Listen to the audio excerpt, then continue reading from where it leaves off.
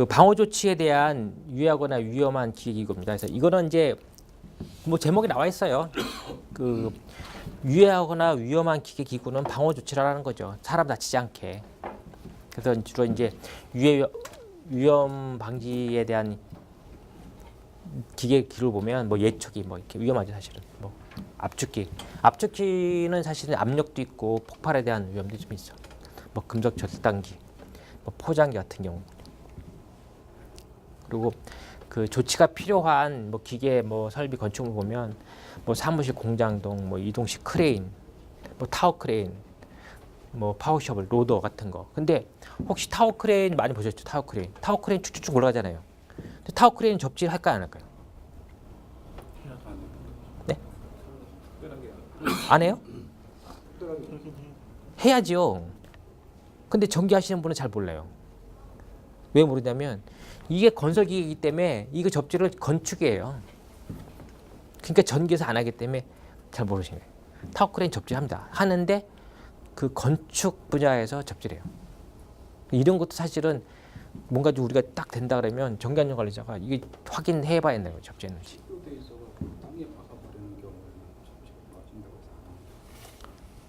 아니 얘네들이 바닥에 기초하잖아요. 이렇게. 기초 위에 올라갈 거 아니에요. 이렇게. 그 이제 떨어지면 대지 방류를 못 하잖아요. 얘 걸려갖고. 사실 타워크레인 접지를 해요. 건설업자가.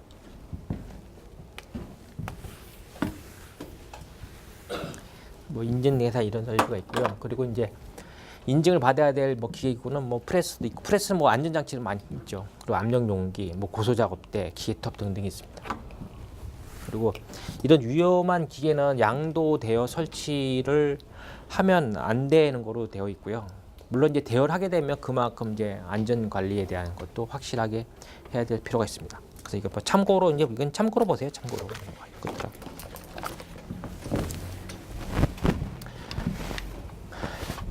또한 유해한 작업은 도급을 이제 금지하게 돼 있는데 혹시라도 만약에 도급을 줘야 될 필요가 있다면 그 안전보건 기준은 고용노동부령으로 정한 거를 준수해서 그 유해 작업도 도급을 할 수 있다. 단 이제 도급한 시행한 사람 그쪽이 그 도의적인 책임은 져야겠죠.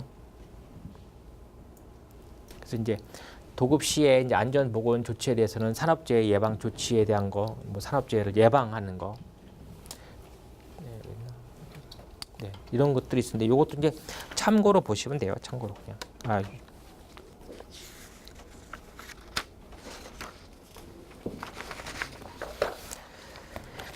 그 몇 년 전에는 유해위험 방지 계획서 제출하는 사업장에 대한 거가 나왔었는데 최근에는 이제 그거는 잘 안 나오는 것 같습니다. 그래서 유해 위험 작업에 관련된 뭐 근로시간이나 방지 계획서에 대한 내용인데요. 유해나 위험 작업에 대한 건 근로시간도 딱 제한돼 있어요. 그래서 그 얼마 시간 한 다음에 뭐 얼마 시간 동안 뭐 휴식도 취해야 되고 뭐 이런 것들이 있습니다. 그리고 특히 뭐 그 압력이 높은 장소, 뭐 잠수 시간 등 이런 거에 따라서도 이제 그 근로 시간을 좀 제한을 해야 되고요. 유해위험 방지 계획서 제출하는 대상은 기본적으로 전기 계약 용량이 300kW 이상 되는 사업장 중에 이제 그 뭐 제조업, 뭐 장비 제조업, 그 이런 등등이 있는데 거의 대부분 다 제조업이에요. 제조업. 사람이 많이 투입이 돼서 진행하는 제조업 중. 그 중에 이제 유해위험 방지 계획서는 이제 전기 계약 용량이 300kW 이상이라는 거죠. 근데 여기서 내가 이거는 다 알아. 이거는 다 썼어 그냥. 근데 얘 말을 빼먹었어. 그럼 답안의 질이 확 떨어져요. 근데 반대로 얘는 몇 개밖에 못 썼는데 얘를 썼어. 그러면 이건 완전 역전 현상인 거예요. 그러니까 이제 중요한 키워드에 대한 건 여기 이제 전기 계약 용량이 300kW 이상 되는 사업장, 주로 거의 대부분 제조업체가 해당이 된다라는 거죠. 유해위험 방지 계획서 제출 대상은. 근데 혹시라도 저희가 산업안전보건법 법이 있고 시행령이 있고 시행 규칙으로 구성이 되어 있어요. 법은 이제 국회에서 하잖아요. 국회에서 결정을 국회에서 하고 얘는 대통령이 정하죠. 그리고 시행 규칙은 아마 이게 총리일 거야, 아마 이게. 그래서 산업안전보건법, 시행규칙, 시행령은 혹시 이게 자주 바뀌니까 법에 관련된 거는 원문을 좀 법제처에 들어가시면 원문 뭐 조회 누구나 다 할 수 있기 때문에요. 그래서 그쪽에 좀 보시기 바랍니다. 그래서 법과 시행령과 시행규칙이 세트로 돌아다닌다는 거죠. 그리고 전기설비 기술 기준과 뒤에 붙어 있는 판단 기준은 서로 조항이 좀 틀려요. 그러니까 그거 활용하실 때도 그거는 이제 전기 쪽 하시는 분들은 그쪽에 많이 활용하실 때, 특히 또 감리하시는 분들은 어떤 설명하실 때 기준이라는 걸 먼저 명시를 하셔야 되니까. 내선 규정하고는 좀 다른가요? 내선 규정은 법이 아니죠, 사실은. 정확하게. 대표적인 전기에 관련된 법이 전기사업법, 그리고 공사업법,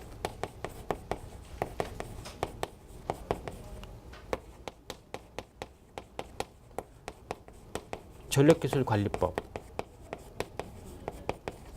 그리고 생활용품, 전기용품 안전관리법,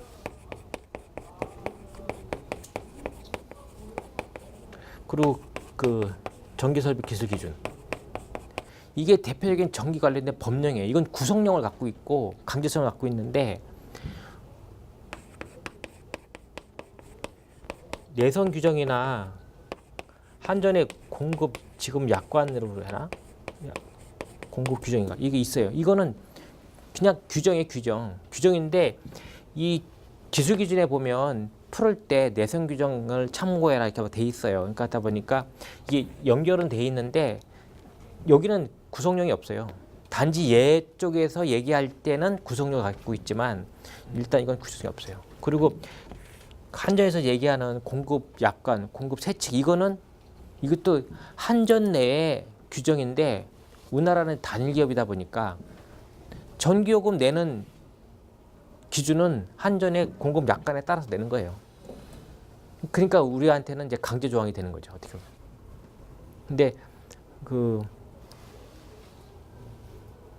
법 조항 관련해서 얘기하실 땐 이쪽에 전혀 안 나온다 하면 참고적으로 내선 규정이 뭐 몇 절 몇에 나오는 기준 한다라고 할 수 있지만 거의 대부분 기술 기준 몇 조가 먼저 나와야 돼요. 이게 얘가 이제 강제 조항이니까. 근데 거의 대부분 우리 내선 규정 갖고 이제 많이 하시잖아요. 그리고 기술 기준하고 또 기술 기준 판단 기준도 따로 있고. 근데 요게 이제 2021년 1월 1일자로 KC로 바뀌잖아요. 이 KC 이미 나와 있고.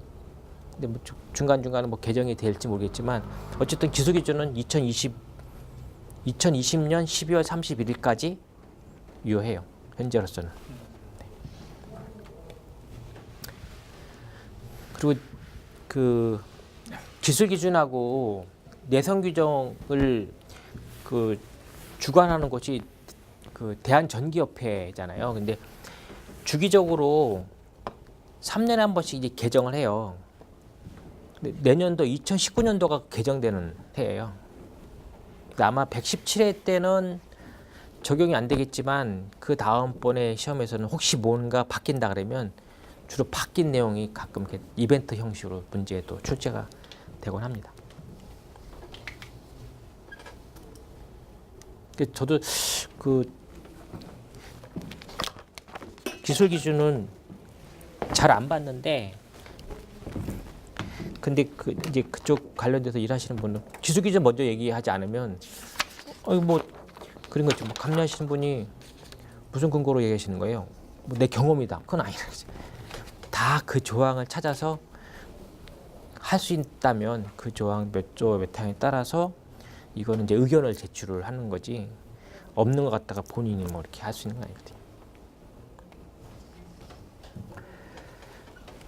그리고 이제 중대 재해가 발생이 되면 종합 진단을 받으라고 이제 고용노동부에서 지시를 하죠. 근로감독관이. 그래서 뭐 종합 진단 받아라. 그럼 뭐 경영적인 문제부터 시작해서 뭐 산업 재해 관련된 거, 유해물질 사용 여부, 기타 이제 근로자 건강 상태 이런 것까지 다 조사하는 죠. 어떤 문제가 생긴 사업장이라 해서. 근데 그 어느 정도 좀 규모에 따라서 뭐 안전만 받을 수도 있고 또 보건만 받을 수도 있다라는 거죠. 근데 거의 대부분 사고는 요즘은 이상하게 경미 사고는 사실 신고도 안 하잖아요. 중대 사고 나면 거의 대부분 종합 진단 받으라는 거죠.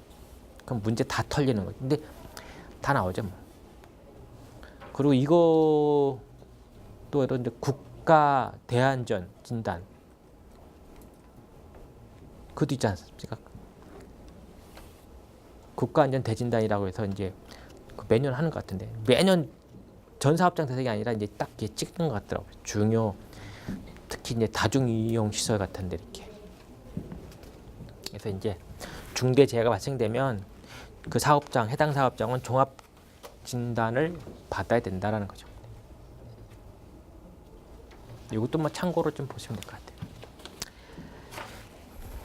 안전교육 여기서는 조금 이제 암기할 게 조금씩 나와요. 그래서 안전교육에 대한 목적은 기본적으로 안전사고를 방지하는 거죠. 그리고 이제 목표도 선정하고 어떤 효율성을 올리기 위해서 이제 안전교육을 하는데 기본적인 이제 교육에 대한 방향은 주로 이제 사고 사례 중심으로 하고 그리고 안전 작업을 위한 거 그리고 또 우리 안전 의식 고치를 위해서 안전 의식을 위한 교육을 이제 기본적으로 해서 교육을 실시를 하고요. 이거에 대한 목적은 어떤 잠재 요소를 사전에 발견해서 그 재해 사고 발생 가능성을 좀 예측하는 거죠. 그리고 예방 대책에 대한 기술도 습득하고 피해 사고에 대한 조사, 뭐 비상시 어떤 대응 이런 것들을 하기 위해서 이제 안전 교육을 실시합니다. 물론 안전 교육 형태만 이렇게 바뀐 건 아니고 일반적인 그 사내 교육에서도 적용이 될 거예요. 그래서 안전교육 형태라고 해서 OJT하고 OFJT가 주로 이제 많이 활용을 하고 있는데 가끔 이제 시험 문제 나와요. 이게. 자, OJT는 회사에서 다 하셨겠지만 부서 내 실무 교육이죠. 그 실무 부서장이 뭐 신입사원이 됐든 아니면 신규 뭐 타 부서에서 전배 온 담당자 포함해서 그 업무를 새로 시작하는 그 인원을 대상으로 해서 이제 부서 내 부서장이 주관해서 하는 OJT 교육이 있고요. 부서 내 실무 교육이 아닌 뭐 교양 교육, 또 직무나 그런 그 계층별에 관련된 교육을 하기 위해서 별도의 교육 그 장소에서 전문 강사를 초빙해서 하는 그 OFJT가 있습니다. 그래서 기본적인 이제 직무가 아닌 공통적인 교육적 공통적인 거, 교양 교육 뭐 이런 것들을 일정한 장소에 집합시켜 놓고 외부 강사를 초빙한 다음에 하는 이제 집합 교육을 OFJT 교육이라고 합니다. 근데 요즘은 이제 회사 내에서도 규모가 크면 별도의 이제 교육장 시설을 만들어 놓고 하는 것도 사실은 뭐 OFJT라고 볼 수도 있어요. 꼭 바깥으로 나갈 필요는 없다는 거죠. 그리고 이제 토의식 보면 문제법, 뭐 사례를 놓고 연구하는 거, 그 포럼이나 뭐 심포지엄 이런 등등도 이제 그 안전 교육의 하나의 형태인데 주로 이제 OJT하고 OFJT를 물어보는 게 자주 나와요.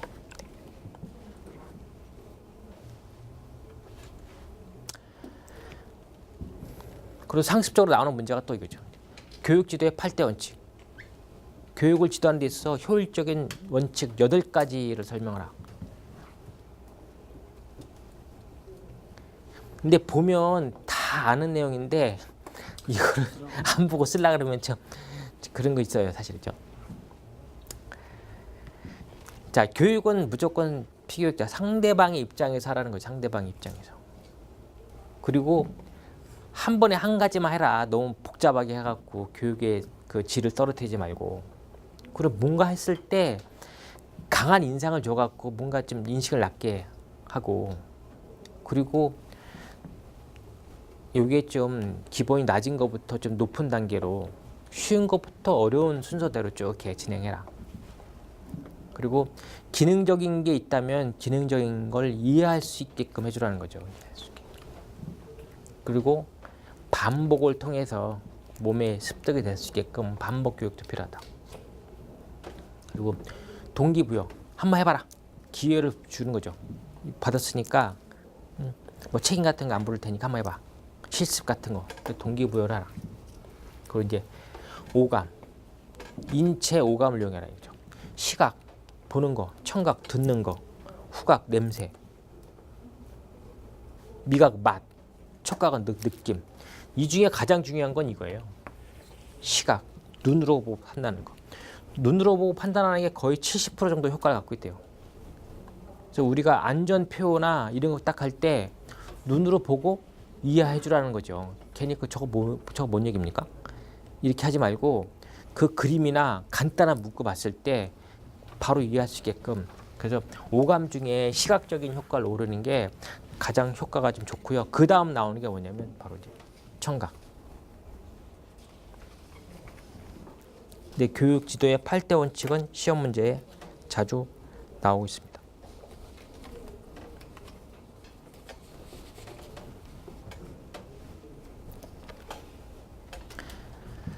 그리고 안전교육 시의 유의사항은 특히 이제 그 구체적인 필요로 구체적인 걸 안전 기능이나 안전 기술에 관련된 지식이나 태도 그리고 훈련이 계속적으로 이제 한 번에 일회성으로 끝나는 게 아니라 반복해서 그 일단 그 교육받는 대상자로부터 어떤 몸에 익을 수 있게끔 지속적으로 이제 이루어져야 되는 것이 이제 안전교육의 하나의 유의사항으로 보시면 되고요. 여기서는 이제 아까 말씀드린 것처럼 교육 방법 중에 OJT, OFJT 그리고 교육지도의 8대 원칙.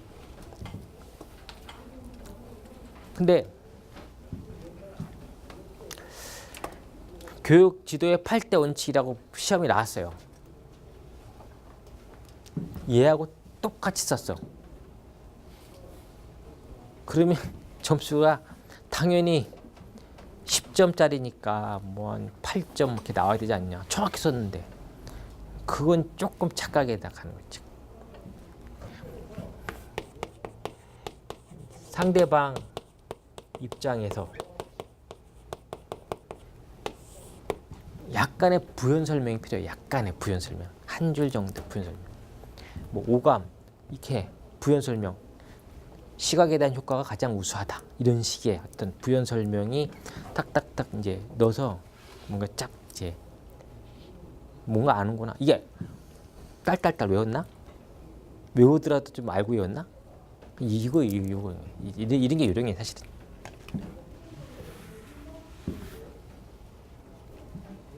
반복. 반복 뭐라 쓰지? 반복 부연 설명을 뭐라 써야 되나? 이때 고민 많이 하시거든요. 반복. 그냥 늘상 우리가 쓰는 말이에요. 반복을 통해서 몸에 습득시킨다. 이거 우리가 그냥 말을 계속 떠들었는데 막상 쓰려다 보니까 이게 안 되는 거거든요. 근데 다 내용들이 거의 대부분 우리가 다 알고 있는 내용들이에요.